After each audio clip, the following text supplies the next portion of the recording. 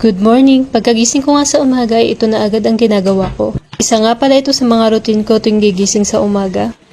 Siyempre, una nakapagkape na ako dyan at nakapaghilamos. Tapos nga ipupunta na nga ako sa likod ng bahay at sisilipin ko na nga yung kulungan ng manok. Pupunta na nga ako dun sa kulungan para magpakain. Sa mga oras nga na ito ay napakain ko na nga pala yung mga alaga ko. Inalaya ko muna nga rin pala yung mga alaga kong manok. Harvestin ko nga kasi ngayon yung mga itlog sa pugad. Lahat nga nang nakikita nyo sa paligid na yan ay nawalisan ko na din. Ginawa ko muna nga magwalis, magdilig ng halaman bago nga ako pumunta at mag-harvest sa kulungan ng mga alaga ko. Ito nga ay papasok na ako sa loob ng kulungan. Bago nga pala ako mag-harvest ay sinarado ko muna itong kulungan para siguradong hindi bumalik yung inahin. Mahihirapan kasi akong kunin yung mga itlog kapag nandito yung mga inahin. Ayan nga po, kung makikita nyo nga ay marami ng itlog at madudumi na nga po yung iba.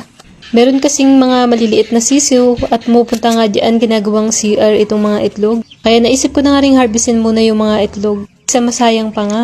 Ko pa nga sana sila ha-harvestin kasi nga may nakasalang pa sa incubator ko. Pero no choice, kailangan ko ng harvestin kaysa masaya nga dito sa pugad. Yung ibang itlog nga dito ay tignan nyo naman may nabasag na nga kaya may mga nadumihan. Hindi na rin naman to kayang limliman ng manok kapag ito nga karami. Mas maganda na kinukolekta natin yung mga itlog ng manok. Pero wala pa nga akong paglalagyan ng mga itlog kaya hinayaan ko na lang muna sa pugad. Para isang kuhanan na nga lang din. Alam nyo ba na ito ang kagandahan kapag kinukolekta natin yung mga itlog ng mga manok? Habang kinukolekta kasi natin yung mga itlog ng manok ay mas lalo silang tuloy-tuloy mangitlog. Ayos lang naman ding limliman ng mga manok ang kanilang mga itlog. Pero kapag naglimlim na nga yung mga alaga natin ay hindi na nga sila mangingitlog. Biruin mo maglilimlim sila ng 21 days. After nga ng 21 days, syempre aakayin pa nila ang kanilang mga inakay ng ilang araw pa or ilang linggo or isang buwan.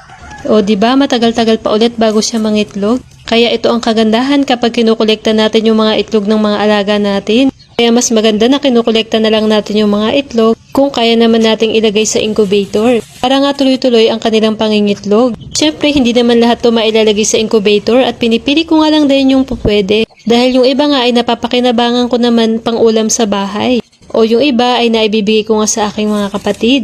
Siyempre, hindi nga pwedeng hindi tayo makakatikim ng ating mga pinaghirapan. Para masulit naman din yung pag-aalaga natin sa kanila. Pinipili ko nga lang dito yung mga pwede kong ilagay sa incubator. Dahil hindi naman lahat ng lumalabas na itlog ay okay. Sadyang may mga hindi talaga good sa mga itlog kaya dapat pinipili din.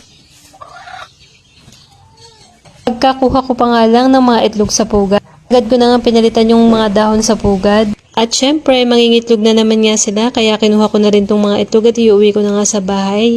Pagkapasok ko nga sa bahay ay pipiliin ko muna nga din itong mga itlog at sisilipin ko nga din sa flashlight syempre at lilinisan ko na nga din. Hanggang dito na lang po, maraming salamat sa panonood. Thank you Lord sa blessing. God bless us po.